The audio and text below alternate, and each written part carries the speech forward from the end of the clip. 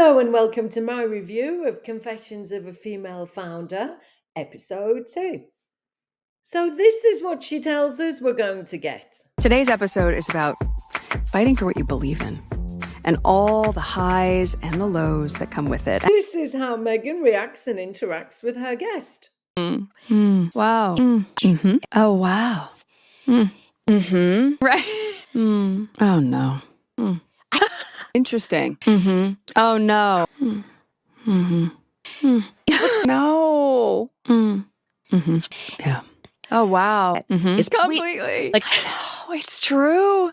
Somewhat reminiscent of the guttural noises she asked Alison P. Davies to translate in her cut interview.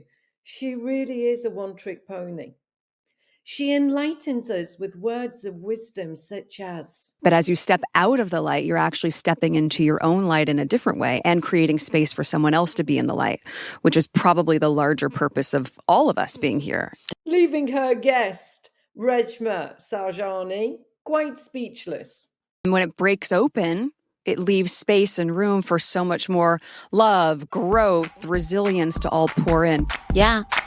Reshma is an interesting woman. Reshma Saujani. She founded not one, but two incredible nonprofits that help close the gender gap for women. First, with Girls Who Code, and now with Moms First. The child of Indian immigrants who were taken in by the Catholic Church. The Catholic Church took them in, fed them, sheltered them, clothed them. And so decided to give back to the community in the same spirit that the community and country gave to her. So I've always had this deep love for this country and for that spirit, right, of empathy that we shelter and that we love and then we care for those who have been displaced. So it was always in my blood that I wanted to give back to the country. I wanted to do public service and I wanted to, fight for those who didn't have a voice. I do wonder if Meghan even realizes what Reshma's saying, that when a country and community welcomes you, gives you a home, food and clothes, a title, wealth and notoriety, that you are supposed to give back in turn. Spoiler alert! No, she doesn't understand this concept. Which is beautiful and also completely confounding when you know more about your upbringing, how you were bullied, how you were mistreated, how you were beaten up. For a lot of people, that would devolve into, no, I'm not showing up in the spirit of love anymore. I've been too bruised and beaten. I could have turned to anger and hate given what I was going through, and I went the opposite way. Meghan loves to talk about being a victim of bullying, despite countless accounts on both sides of the pond of Meghan herself being the perpetrator of said crime. But let's not forget that her tale of woe led to the miscarriage of the baby that they buried under a tree. The miscarriages that you've experienced, I've spoken about the miscarriage that we experienced. Reshma explains that the concept of her first nonprofit, Girls Who Code, was to teach girls that you learn from your failures. Does anyone else see these words of wisdom going into one of Meghan's ears and right out the other one? Because she never learns by her mistakes, because she just can't accept that she actually makes any. She's perfect. We are reminded that Meghan was very briefly a working royal. We had met 2018, I guess. You were very pregnant. Oh my gosh. Yes, it would have been 2018, pregnant with Archie at Kensington Palace. Yes. How did you end up at that meeting with me?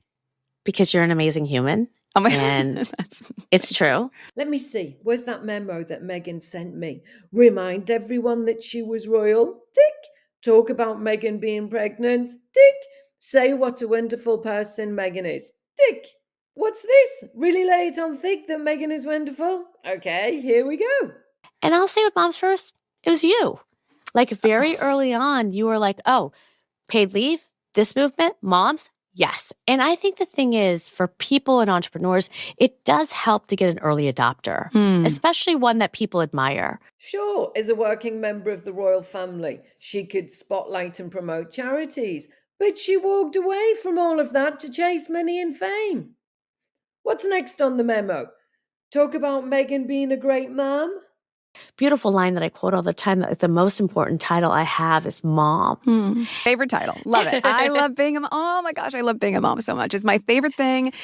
It is the thing where you're like, oh my gosh, I just need a break. I just need a minute. I just need a minute. And the second that you step in the other room, you go, oh, but Where are they? okay. Let me scroll through pictures of them endlessly on my phone. And then my husband's like, my love, can you just give yourself a minute? Why don't you go work out? Why don't you go take a bath? I'm like, I know, but I just want to cuddle. Meghan has a cute kid story to share. Today, I'm going to show up for you, but I'm showing up for you in my sweatshirt today because I've been up all night with my babies.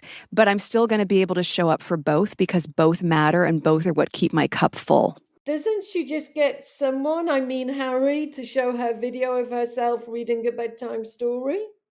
Meghan appears to have a moment of self-awareness when she asks, am I saying the thing, but I'm not doing the thing? Yeah. And when can we start taking our own advice? yes, Meghan! Yes, with a capital Y-E-S! You are a hypocrite! Meghan reminds us how difficult it was to be a royal. The courage that it takes for a woman when you're on this path, you're on this grind, you've set expectations, the courage that it takes to say, I need help or I need to pause is tremendous because you are so close to being burned out. Dear me, does she ever move forward?